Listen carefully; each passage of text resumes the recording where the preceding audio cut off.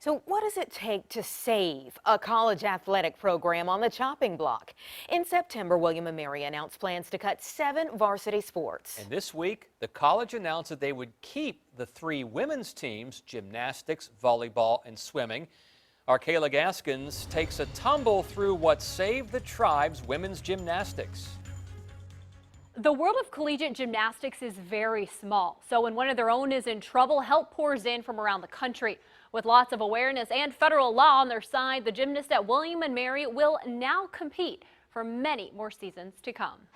In September, a Change.org petition began circulating in the online gymnastics community, explaining what was happening at William & Mary. Every time we go into this kind of situation, we're just hoping to get as many eyes on the situation as possible, get as many people activated as possible to really just bring attention to the situation. Carrie Turner, president of the Women's Collegiate Gymnastics Association, says there are already too few college gymnastics programs in America, so they will fight for each and every one. I think every time we go into this, our minds are on the student athletes. These are people who have worked their entire young lives to get the opportunity to compete in college and, continue to strive for academic success. William & Mary's female athletes fought back against the cuts, contacting attorney Arthur Bryant, an expert on Title IX. Bryant represented the tribe's women's basketball team when the school tried to cut their program in 1991. Now, 30 years later, same fight, same school, different teams.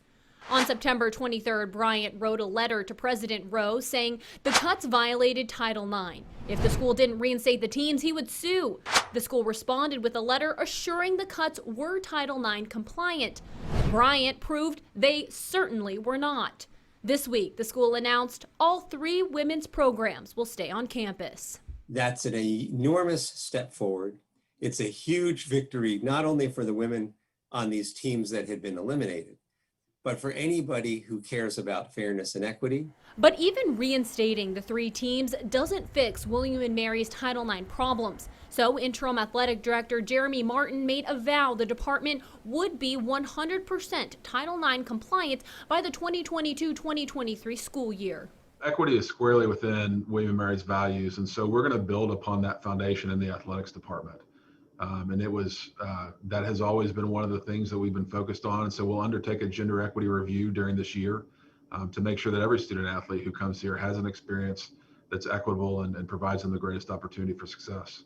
I think this is a message both to schools and to young women across the country.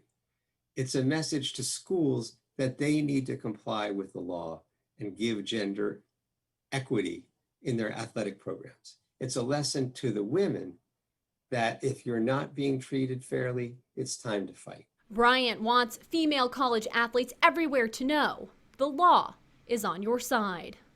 While the William & Mary's gymnastics team is safe, the University of Alaska Anchorage, the University of Bridgeport, and Seattle Pacific are still fighting for their women's programs. I'm Kayla Gaskins, 10 on your side.